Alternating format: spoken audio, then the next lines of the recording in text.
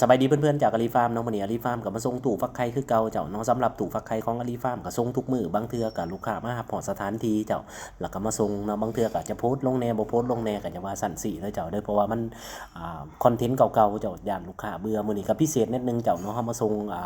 ไข่นกกระจอกเทศนำเจ้าเนาะลูกค้าเพิ่นสั่ง4หน่วยเจ้าอยู่ในกล่องโฟมน่ะเนาะแล้วก็มีแหนแดงยาฆ่าหนอนน้ำตื่มเจ้าเนาะเวลาซื้ออย่าลืมนะเจ้าเด้อแหนแดงนี่เจ้าเนาะสำคัญที่สุดก็คืออาหารของมันเนาะเจ้าในอาหารของแหนแดงนี่ก็มันจะเป็นขี้งัวเนาะขี้งัวนี่มันย่อยด้วยจุลินทรีย์นี่เจ้าเนาะแล้วก็ที่สำคัญขาดบ่ได้ก็คือเรื่องของยาฆ่าหนอนสีปกคลุมนะเจ้าเด้อ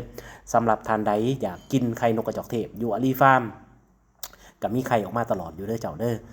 ฟักระยะหนึ่งบ่เห็นแล้วก็เฮาก็เอามาขายเจ้าถ้ามันบ่มีเสื้อเจ้าเนาะสำหรับตู้ฟักไข่มีหลากหลายเกรดเบิ่งน้ำตื่มนะเจ้าเด้อพยายามเวลาเลือกซื้อตู้ฟักไข่